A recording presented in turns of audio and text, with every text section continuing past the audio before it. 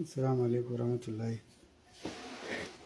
ta'ala wa barakatuhu. Allahumma salli ala sayyidina Muhammad arafi darajatul wadudu kasfil ummati Muhammad ibn Abdullahi sallallahu alaihi wasallam. Ina gaishe da mutanen duniya gaba ɗaya.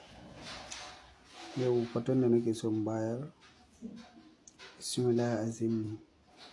Kafin na bada wannan fatan bari in bawa 'yan kasuwa. Ina ganin kasuwa da yardan Allah da na samun jama'a, ƙananan malamai, matasan malamai da ba sa son aiki suna son kuɗi. To, ga hayakin da zan bada turare ne, ina hayaki da shi. In Allah dan kai hayaki da shi, in Allah ya sa samunka wani ne zai kawo ma, za ka samu. In Allah ya sa samunka a cikin aikin ƙarfi ne, wallahi sai ka je ka yi aikin ƙarfi. In Allah ya sa samunka a hannun wane yake, Allah zai haɗa ka da wane ɗin. Kaga yafi, ni na yi wa kaina, na yi wa mutane ba adadi. Kar ka zo ka ce na yi maka, ka yi wa kanka. Saboda yanzu yana tsoron tarayya da ɗan adam. Mutane ne aka yi ka samu adali mutum 10, duk mayaudari, duk maƙaryata, duk macuta. Amma tunda akwai Allah wahidun haqqan, wallahi ilman billahi allazi ba za ka iya ba. Akwai Ubangiji fa, alimul ghaib, sarkin sarakuna.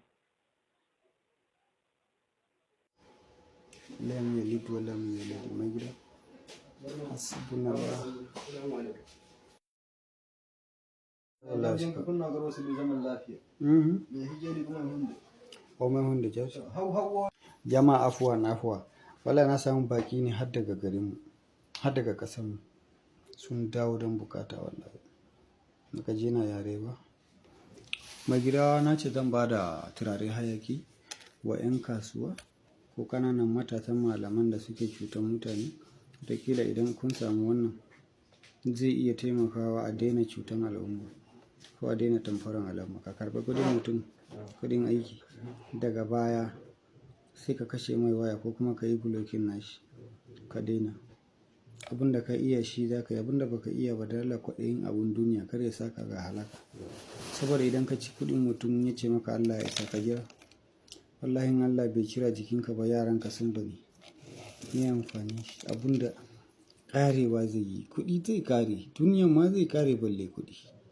Kaga wannan kajici ake kiran shi.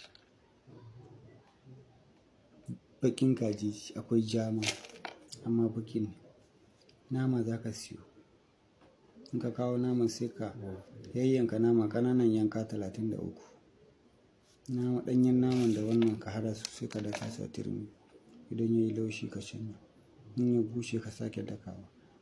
Ka nemo rariya ka tankaɗe sai zama gari. Garin ka saka shi daban, sakin ka saka shi daban. Garin idan ka yabi kaɗan kawai ka saka wuta. Astagfirullah, garin ka yabi kaɗan kawai ka saka ruwa. Cokali ko rabin cokali ka yi wanka. Kafin jikinka ya bushe, dama akwai tsakin ai. Sai ka ɗauki tsakin ka saka wuta ka yi turare. Mai gida idan ka yi shi yau a daren nan ka kwanta, abin da Allah zai nuna ma mafarki zai baka mamaki. Ko kuma in ka yi shi da safe zuwa yamma, za ka yi wani ciniki kai da kanka ma za ka san ka samu sauyi. Saboda me yasa idan mutum 50 ko 30 ne suke zuwa, billahi sai ya kai 120 mutum. Kuma yawancinsu kuɗi ne za a baka ba tare da ga wannan zan je da wannan. Duk wanda Allah zai aiko ma da wanda zai iya biyan ka kuɗin aikinka. Sannan kuma yawancin kai Allah zai baka mustajab. Mai gida wane ne zai iya bada wannan sirrin fi sabilillahi ba tare da ya ɓoye ko ɗaya a ciki ba in ba ni ba. Wannan shekara na 3 ina yin bidiyo TikTok. Ban taɓa maimaita bidiyo na ba. Sai dai an sa ni dole bidiyon bai ƙare ba, na yankar bai ƙare ba sai in yi part 2 na shi. Amma a ce sirrin da nake bayarwa na sake maimaitawa shekara 3. Mun fara da mutane hayya ni sarki kaza, ni ne mai magani, ni ne mai 109, kaza kaza na gara itatuwa duka sun fara sun jagwalgwala abubuwan sun bari sun gudu. Rago ne su saboda ba su yi karatu ba kuma ga girman kai. Girman kai rawani ne na shaidan. Girman kai rawani ne na shaidan. Kai tunani.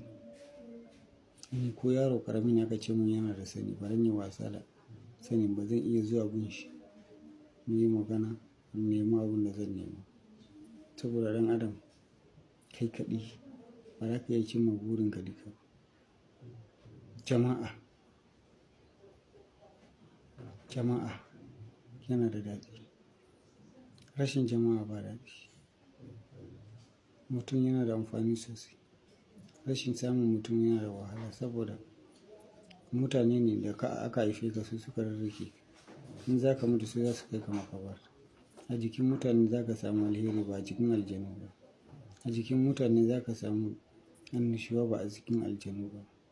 A jikin mutane za ka san kana da biki su zo ku yi hira ku yi raha ku ji daɗi. Ai mutane da mutane ne ba kai da aljani ba ne. Girman kai ko kuma waɗansu abubuwa duk ba naka ba ne na gida. Idan nan ba ka sirri zan ba ka mai gaba ɗaya. Ba gida akwai sirri kuma aljanna wanda zan ɗora hatimin shi tukuna zan yi magana shi. Zai yi matakar baka mamaki saboda shi gobe da nisa ake kiran shi. Ni ya kai shekara 2 ban yi amfani da shi. Ni da kaina ƙarfin shi ina ɗan shakkan shi ƙarfin shi ya yi yawa. Billahi in ka buga yanzu sirrin in ka yi ka saka sunan shanu ko da gangan ka sa sunan akuya don ka gwada ko ka sa sunan rago ka gwada.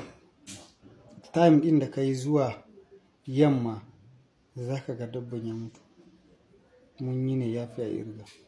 In ka yi shi don Allah ya baka kuɗi ne kuɗi kaɗan ne za ka saka a ciki ka shafa. Za ka rike kuɗi ne.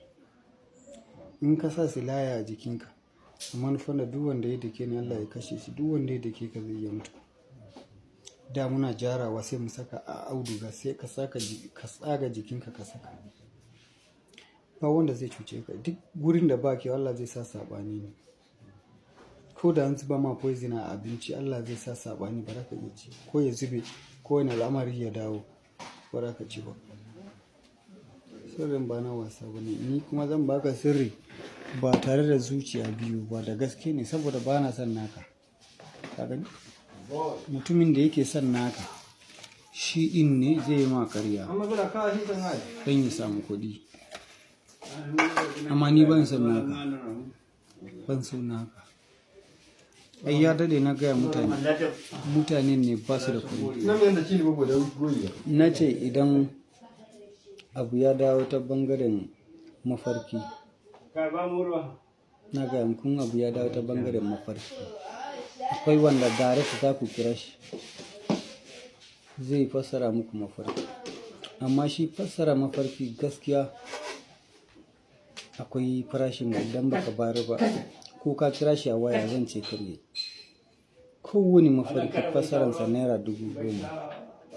In kana da 10,000 in kai mafarki ka gaya mishi. In ka gaya mishi zai gaya ma sadaka mafarkinka. Kana cire sadakar za ka ga ikon Allah. Shi ne wannan. Na ba da namban shayi kwanaki da yawa. Mafarki karka ma cuce kan.